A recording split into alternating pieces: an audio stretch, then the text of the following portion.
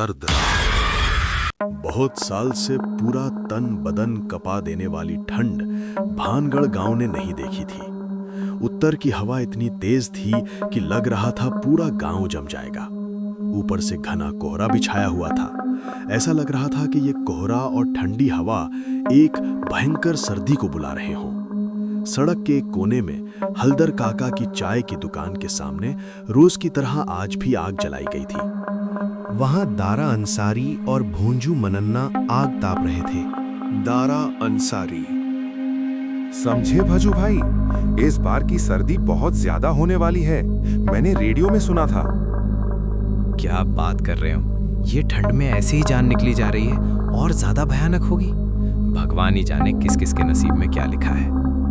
हल्दर काका बीच में आते हुए, क्या बात कर रहे हो? याद है करीब 5 साल पहले कैसी ठंड पड़ी थी? उस बार तो ठंड की वजह से लोग घरों से बाहर ही नहीं निकल पा रहे थे। आंगन के पेड़ों से सारे पत्ते गिरकर पेड़ बिल्कुल सूखते चले जा रहे थे। पूरी रात सब लोग कपकपाते रहते थे। मनन्ना, हाँ, इस हड्डी कंपाने वाली ठंड में घर के अंदर रहो या बाहर, दोनों एक बराबर है।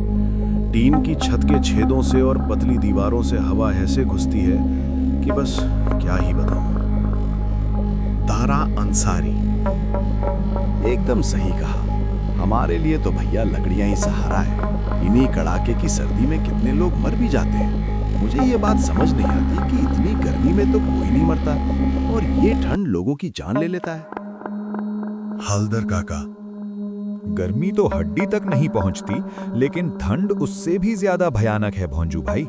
खासकर बूढ़े लोग, वो तो बर्दाश्त ही नहीं कर पाते। इंसान कितना असहाय है प्रकृति के सामने। दारा अंसारी,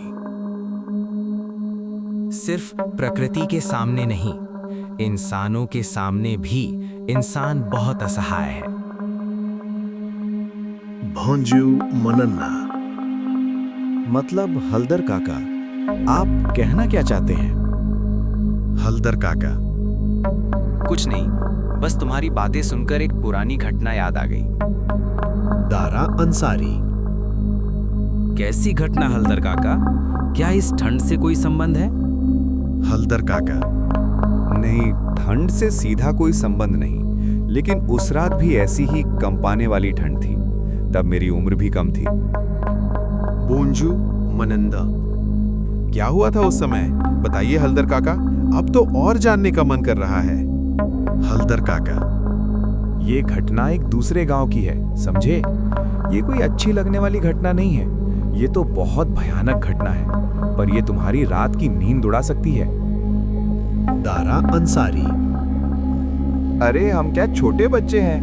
काका आप शुरू कीजिए, हमें कुछ नहीं होगा। बेहड़पुर का रहस्यमयी साया। दुकान के बाहर कोहरा और भी घना हो गया था। हल्दर काका गला साफ करके अतीत में डूबने लगे। ये बहुत पुरानी बात है। बेहड़पुर ग्राम में उस साल एक नया स्कूल मास्टर आया था, दीप नारायण पाठी। उसके आने के अगले ही दिन से कड़ाके की ठंड और कोहरा शुरू हो गया।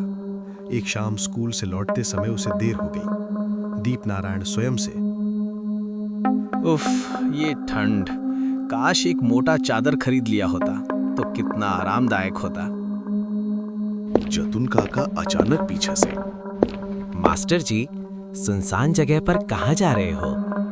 दीप नारायण, अरे जतुन काका, यही मैं स्कूल से ही घर लौट रहा था, लेकिन इस कोहरे में तो रास्ता कुछ भी दिखाई नहीं दे रहा। आप कहाँ जा रहे हैं?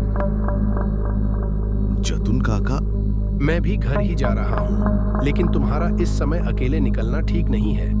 चलो मैं आपको छोड़ देता हूँ। चलते चलते वे एक सुनसान धान के खेत के पास पहुंचे।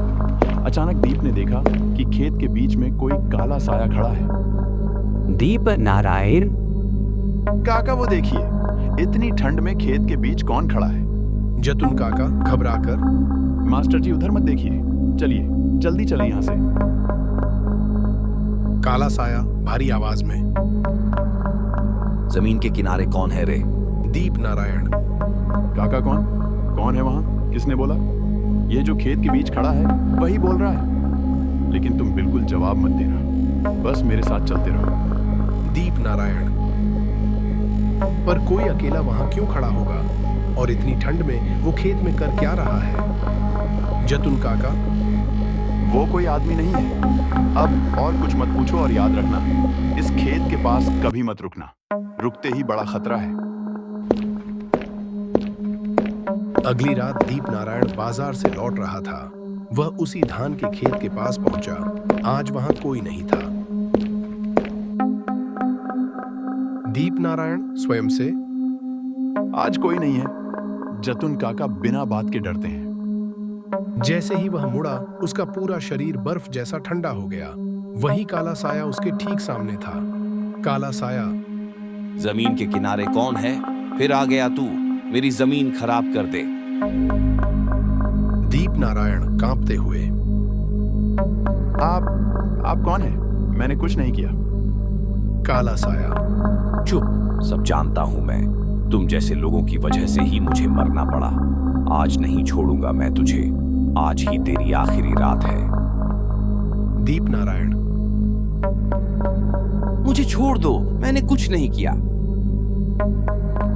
दीप पागलों की तरह भागता हुआ जतुन काका के घर पहुंचा और बेहोश हो गया। जब होश आया तो जतुन काका सामने थे। क्या हुआ मास्टर जी? जतुन काका। काका, मैंने फिर से उस आदमी को देखा। वो मुझे मारने वाला था। मैंने आपको मना किया था। आप अब एक बहुत बड़े खतरे में हैं। वह कोई इंसान नहीं, नफीसुद्दीन की बेचैन आत्मा है।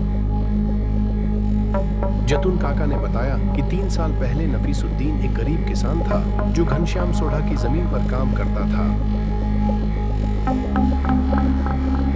नफीसुद्दीन अतीत में। सेठ जी, मुझे पिछले महीने की मजदूरी चाहिए। मेरी बीवी बहुत बीमार है। तेरी बीवी बीमार है तो मैं क्या करूं? जा और काम कर। काम करेगा तब पैसे मिलेंगे। यह तो जुल्म है सेठ जी।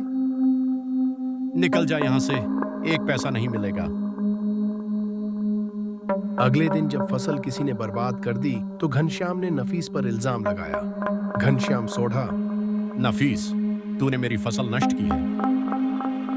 नहीं सेठ जी, विश्वास करिए, मैंने कुछ नहीं किया। घनश्याम सोढ़ा अपने आदमी से। इसे ऐसा सबक सिखा कि यह कभी मेरी जमीन की ओर ना देख पाए। छोड़ दो, मैंने कुछ नहीं किया। छोड़ दो। नफीस की वहीं मौत हो गई। तब से उसकी आत्मा वहां भटकती है। दीप नारायण।